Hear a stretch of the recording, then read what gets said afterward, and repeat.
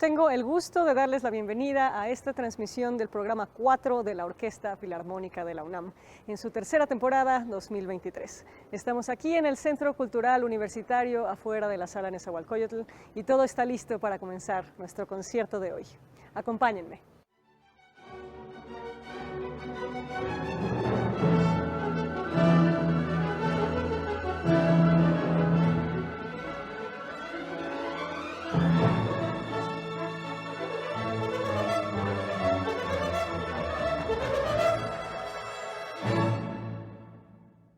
Este concierto forma parte del Festival Cultura UNAM, que hasta el 24 de octubre seguirá presentando una diversa e interesante programación de actividades culturales y académicas aquí mismo en el Centro Cultural Universitario.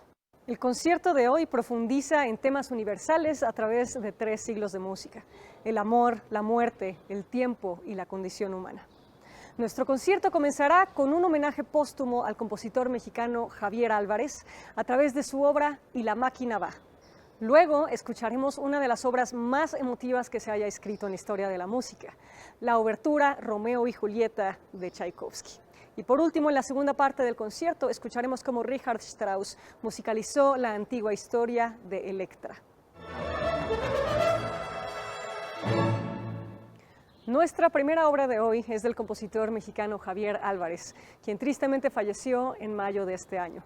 Javier fue un personaje muy querido y de él escucharemos Y la máquina va, que es una obra que compuso para el 50 aniversario de la fundación de la Universidad Panamericana. Javier Álvarez tenía un estilo de composición muy ecléctico. Solía integrar elementos electroacústicos en sus obras, le gustaban los instrumentos inusuales y raros y tenía una especial predilección por el mambo, género que aparece una y otra vez a lo largo de su trayectoria.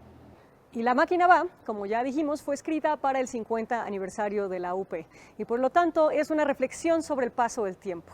El tiempo que a veces fluye vertiginosamente y a veces parece ir un poco más lento, que tiene sus espacios amplios, pero también sus recovecos. Es como una maquinita que avanza constantemente sin detenerse y de pronto volteas y ya pasaron 50 años. Esta es una obra en un solo movimiento, estructurada como muchas de las obras tardías de Álvarez, es decir, como un collage, en el que van recurriendo estos movimientos de la maquinaria, intercalados por momentos de más reflexión y contemplación. La música de Tchaikovsky ha trascendido en la historia por los océanos emocionales que parece contener. El tema del amor prohibido recurre una y otra vez en su música y él es uno de los compositores que mejor logra transmitir el anhelo, el deseo, el sufrimiento, el dolor, la pasión y el drama de un amor prohibido. Está extensamente documentado que Tchaikovsky se enamoró de muchos hombres durante su vida y tuvo muchos amores con ellos, unos correspondidos y otros no. El que nos interesa para el día de hoy se llama Eduard Sack, un alumno suyo que conoció en el conservatorio en el año de 1868. Es casi seguro que Sack fue la inspiración para la tremenda obertura Romeo y Julieta que Tchaikovsky escribió mientras mantenía una relación con él.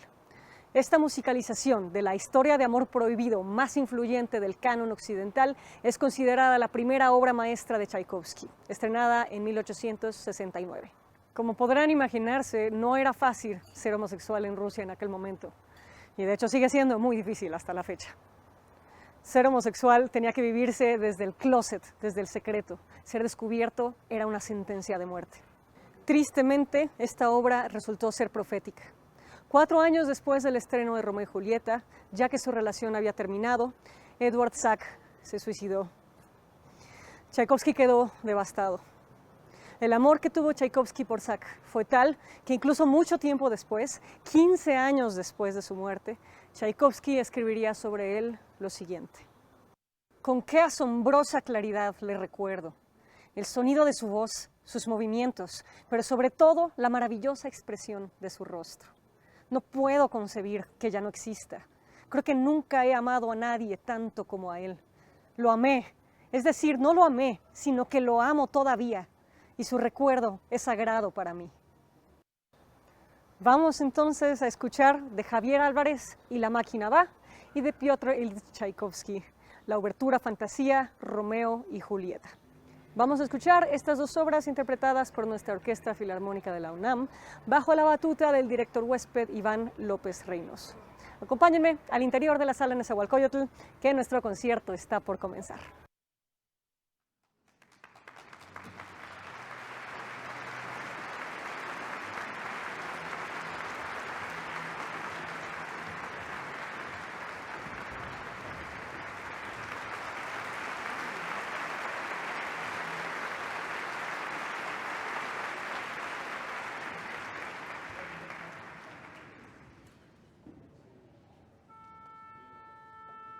Esta obra tiene una presencia recurrente de la maquinaria del título, representada por elementos rítmicos que se repiten obsesivamente, alternándose con partes más líricas y contemplativas.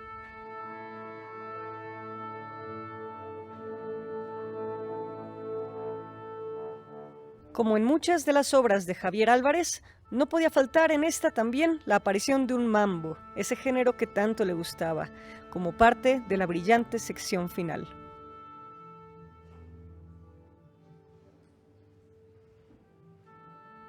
La partitura contiene varias indicaciones llenas de humor para los músicos, como gato fugato o lo cierto es incierto, que hacia el final se convierte en lo incierto es cierto.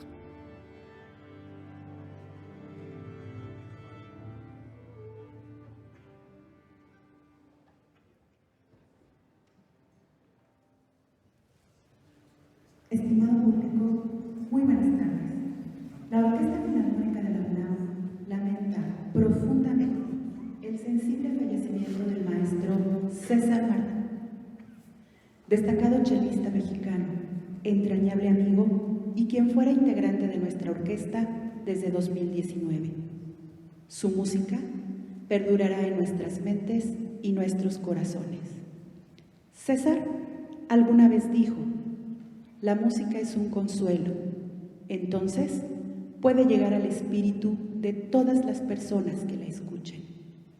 Como un sincero homenaje, dedicamos este concierto en su memoria.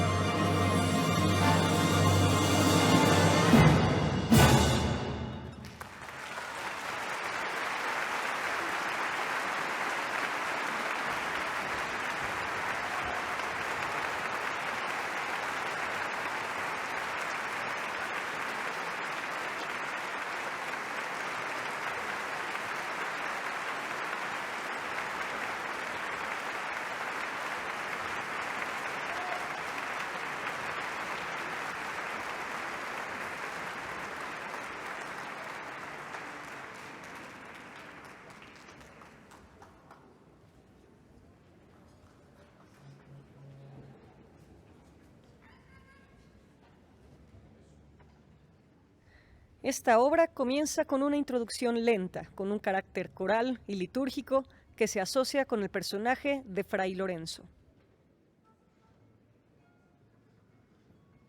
La sección principal de la obra contrapone dos temas. Primero, el tema del conflicto entre las familias Montesco y Capuleto, y después el tema del amor entre Romeo y Julieta, una de las melodías más emotivas y desgarradoras de la historia.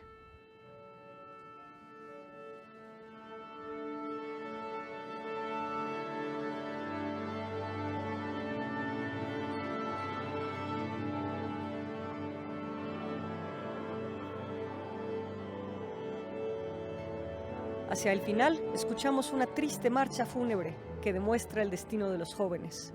Pero como conclusión de la obra escucharemos cómo sube un motivo del tema del amor, que implica que aunque Romeo y Julieta han muerto, su amor trasciende la muerte.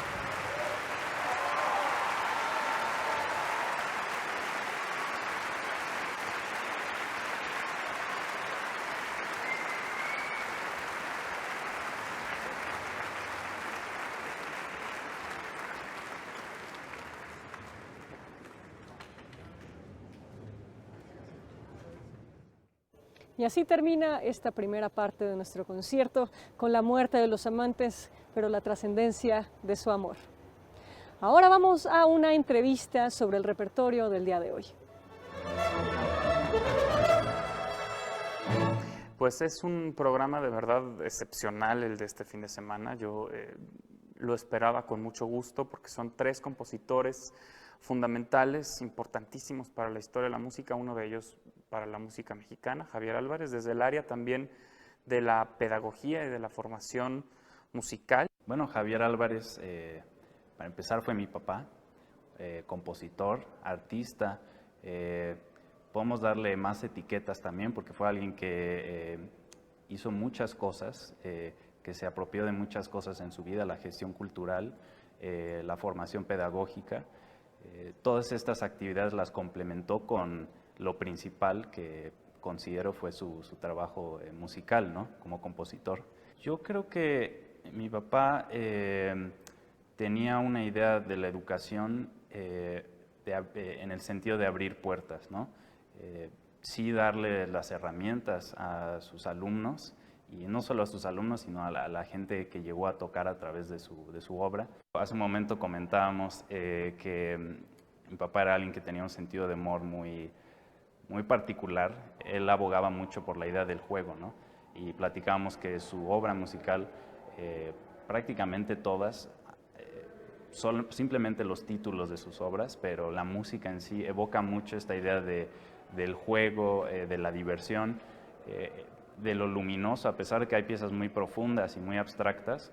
Creo que esa es una constante, ¿no? Y eso, la idea de que la producción artística no debe ser algo rígido necesariamente, ¿no? Después coincidimos el año pasado apenas, donde compuso uno de los arreglos de uno de los mambos dentro del programa de mambos que hicimos. Entonces, pues descansa en paz el maestro Javier Álvarez, y va nuestro homenaje con esta, que es su última obra sinfónica, la que compuso, y La máquina va, con la que abrimos el programa. Y efectivamente esta pieza no fue la excepción. Creo que juega o hace alusión al movimiento de nuevo, al transporte, que es un tema que ha tocado en otras de sus piezas, por ejemplo, Metro Chabacano, que decíamos. La máquina va hace alusión a pues, la máquina de vapor, de cierta forma, ¿no? Al tren, a este ímpetu de movimiento. Decíamos hace un momento que él tiene 2 motivos principales en esta pieza, ¿no? Un motivo melódico y un motivo más rítmico, y estos 2 motivos van pasando por diferentes texturas. Una de esas texturas, una contrapuntística, que es una fuga, pero no es tal cual una fuga, y él la llama gato fugato, por ejemplo, ¿no? También hay un momento en donde estos motivos se encuentran en una suerte de mambo, por ejemplo, al final, que desemboca al final de la obra. Entonces, creo que de cierta manera es una obra conmemorativa, celebratoria, pero a la vez que recupera pues, el bagaje de conocimientos técnicos y de su práctica como compositor. Tanto así, pues, que el nombre de la primera pieza es Y la máquina va, ¿no? Entonces, una máquina, ¿no? Este motor, este engranaje está presente en la partitura todo el tiempo. Es una obra muy compleja de estructurar rítmicamente, pero una partitura muy bien escrita también, la de Javier Álvarez. Mira, yo creo que podríamos hablar de varios aspectos de su obra, ¿no? Porque finalmente su producción artística es muy diversa, ¿no? Y yo creo que sí podría catalogar o etiquetar parte de su trabajo como vanguardista. Específicamente, papá fue alguien que, digamos, fue un pionero de la electroacústica en un periodo en donde se empezaban a desarrollar ciertas tecnologías musicales, obras como Temazcal, que platicamos hace un momento, otras obras para instrumentos y electroacústica. Creo que sí podríamos considerarlas como en la vanguardia en ese momento, pero sí era alguien que no estaba enfocado en eso, en romper barreras necesariamente, sino como una respuesta natural a sus propios impulsos creativos, ¿no?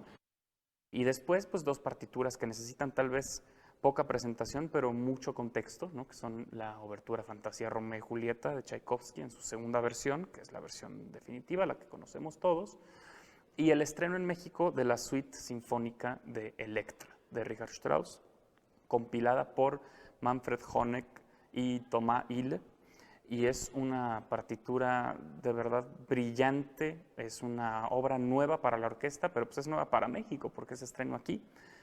Es de reciente compilación esta suite, apenas 2018, y nos enorgullece muchísimo estrenarla en este país y que sea en este programa dentro de este foco Viena 1900. Era muy importante a la hora de confeccionar este programa lograr darle el foco a Viena 1900 con la obra de Richard Strauss, con la suite Electra, pero también respondiendo al Festival Cultura UNAM, dentro del marco del Festival Cultura UNAM, y con el compromiso necesario, fundamental, de presentar música escrita, compuesta en nuestro país, ¿no? Entonces yo creo que las tres obras que conforman el programa tienen ese hilo conductor, ¿no? Los une el romanticismo de alguna manera, sobre todo a Tchaikovsky y a Strauss. Strauss para nada hubiera querido que se le considerara un compositor romántico, tal vez neorromántico o postromántico, sí. Pero esta obra tiene una carga emotiva brutal, al igual que la obertura Fantasía Romeo y Julieta de Tchaikovsky, pero son emotividades desde lugares diferentes, ¿no? La emotividad de Tchaikovsky es tal vez un poco más directa, y la emotividad de Strauss tiene más que ver incluso a veces con la víscera, con el estómago. Es una obra muy oscura, pero apasionante, absolutamente apasionante. Entonces es fundamental en el Festival Cultura UNAM presentar en este programa un recorrido muy amplio, ¿no? De texturas, de colores, de fantasía. A las tres obras las une también la parte rítmica, son obras donde el ritmo es muy protagónico, muy protagonista. Entonces yo creo que son tres grandes partituras muy distintas, pero que al mismo tiempo hacen una comunión muy interesante para dialogar en este programa. Ahora vamos a una cápsula sobre el recientemente fallecido compositor mexicano Javier Álvarez. El 23 de mayo de 2023, el compositor mexicano Javier Álvarez partió de este mundo. Muchísimas voces en la esfera musical en México de inmediato se alzaron, lamentando su partida. Fue un personaje muy querido. Álvarez fue un pionero en la música electroacústica y acusmática en nuestro país, y su música también se distinguió por el uso del ritmo y de elementos de la música popular en sus obras de concierto. Su música es muy audible y muy querida entre los músicos y el público. Javier Álvarez nació en México el 8 de mayo de 1956, hijo del arquitecto Augusto H. Álvarez, el diseñador de la Torre Latinoamericana. Creció dentro de esta familia yucateca de arquitectos y estudió clarinete y composición en el Conservatorio Nacional de Música con el maestro Mario Lavista, quien se volvería su amigo el resto de su vida. México estaba pasando por una efervescencia cultural y musical que él supo navegar, convirtiéndose en una de las voces más audaces de su generación. Podemos hablar del currículum de Javier Álvarez, de cómo recibió becas del Fondo Nacional para la Cultura y las Artes, las fundaciones Mendelssohn y Civetella Ranieri, que fue miembro de la Academia de Artes de México, que recibió el Premio Nacional de Ciencias y Artes y la Medalla Bellas Artes, las más altas distinciones para artistas en nuestro país. Podemos hablar de cuando hizo la música para Cronos, la ópera prima de Guillermo del Toro, y se ganó 2 nominaciones al Ariel. Podemos hablar también de su tiempo en Inglaterra, dirigiendo el Sonic Arts Network, la Sociedad Británica para la Música Electroacústica, y fungiendo como director artístico de la Society for the Promotion of New Music. O de cómo fue miembro fundador de la entonces naciente Escuela Superior de Artes de Yucatán y rector del Conservatorio de las Rosas en Morelia. O de cómo fue consejero artístico del Festival de Música de Morelia y nunca dejó de componer y gestionar proyectos independientes. Y por supuesto, de cómo promovió la música nueva mexicana constantemente, junto a su maestro, Mario Lavista. Pero mejor hablemos de quién era Javier como persona. Sus amigos lo recuerdan como un sol, A Javier le gustaba vivir lejos de la gran ciudad en la que triunfó su papá. Él prefirió vivir en Morelia, o en su tranquila casa rodeada de palmeras, en la Mérida de su familia. Según su amigo y alumno Rodrigo Sigal, le gustaba disfrutar del café, la política y los gadgets, los bichos y la fotografía. Uno de los intereses particulares de Javier Álvarez era el origami. Álvarez solía comparar su música con el origami. Para el compositor, la creación de una figura de origami no es lineal. Y de la misma manera, la estructura de la creación artística se va descubriendo en el proceso de crearla. No es posible visualizar la figura final hasta que está terminada. De acuerdo con la musicóloga Yael Vitrán, el elemento que define la música de Javier Álvarez es el ritmo, el movimiento, el flujo del tiempo que ocurre en los componentes electroacústicos y en la presencia recurrente del mambo en su obra. Hay una energía en la música de Javier, una curiosidad y una insaciabilidad que permean toda su obra. Debes de llevar esta idea al máximo. Cuando sientas que ya no da más, ahí apenas estás comenzando. Era su consejo de composición, según su alumno Rodrigo Sigal. Javier se fue, pero su vida estuvo rodeada de música, de amigos y familia, de palmeras, de alumnos que lo querían muchísimo y de amor por su tierra y su gente. Su último gran proyecto fue la recién creada Universidad de las Artes de Yucatán, de la que fue el primer rector. Un hermoso legado que deja para su comunidad y su país. En esta segunda parte del concierto nos volvemos a encontrar en Viena 1900, donde el siglo XIX y el XX están en plena colisión, transformándose y dando vida a nuevos lenguajes en todas las áreas del conocimiento y de las artes. En su libro, La interpretación de los sueños, uno de los más célebres habitantes de Viena en esta época, Sigmund Freud, plantea los términos generales del complejo de Edipo, un conflicto psicosexual entre un hijo y sus padres, basado en la obra de Sófocles, en la que el personaje titular, Edipo Rey, termina matando a su padre y casándose con su madre. Las teorías de Freud generaron muchísima controversia en su momento por insinuar que en cada uno de nosotros había un inconsciente, una parte oculta que reprimimos y que contiene rincones tan oscuros como el deseo de incesto o de violencia asesina. Por primera vez, la humanidad se estaba asomando al abismo del inconsciente y esto abrió muchísimas vetas creativas en todas las artes. La ópera Electra de Richard Strauss explora estos mismos temas en otra de las tragedias de Sófocles. La madre de Electra, la reina Clitemnestra, asesinó a su padre, Agamenón, y en venganza Electra conspira con su hermano Orestes para matarla, a ella y a su padrastro. De esta historia proviene la contraparte femenina del complejo de Edipo, el complejo de Electra, ideado por Carl Jung en 1915, posterior a la realización de esta ópera. Musicalmente, esta obra de 1909 posiciona a Strauss como uno de los compositores a los que no le interesa generar nuevos lenguajes, sino más bien seguir estirando la tonalidad del siglo XIX a ver hasta dónde puede llevarla. Entonces, Strauss hace uso de una orquesta de 110 músicos para generar con ellos la tensión inmensa que exige esta obra. Vamos a escuchar entonces de Richard Strauss la suite de Electra en arreglo de Manfred Honeck y Tomasz Ile. Acompáñenme otra vez al interior de la sala Nezahualcóyotl, donde nuestro director huésped, Iván López Reynoso, está a punto de dirigir la segunda parte del concierto.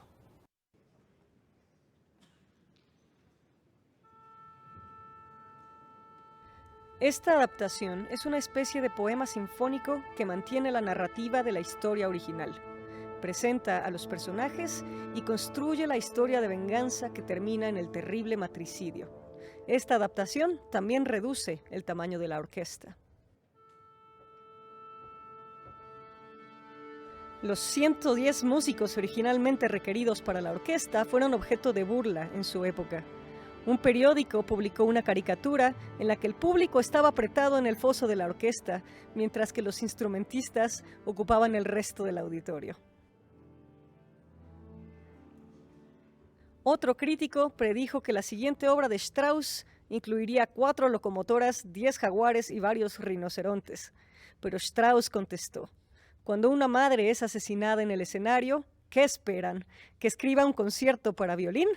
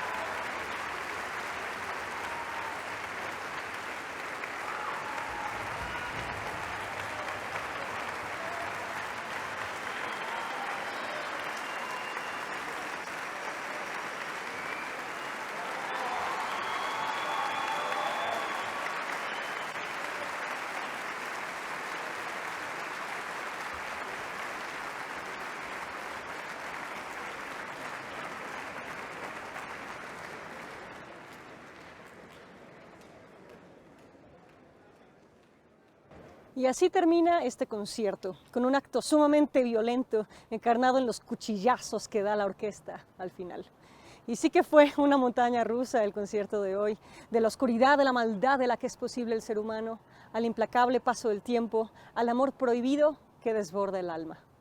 Tchaikovsky murió en 1893 en circunstancias misteriosas. El día 1 de noviembre de aquel año, Tchaikovsky fue a un restaurante después de ir a una obra de teatro. Fue a un restaurante con su pareja, Vladimir Davidov, conocido como Bob, y pidió un vaso de agua sin hervir, a pesar de que sabía que había una epidemia de cólera. Al día siguiente enfermó y 5 días después estaba muerto. La versión oficial fue que murió de cólera.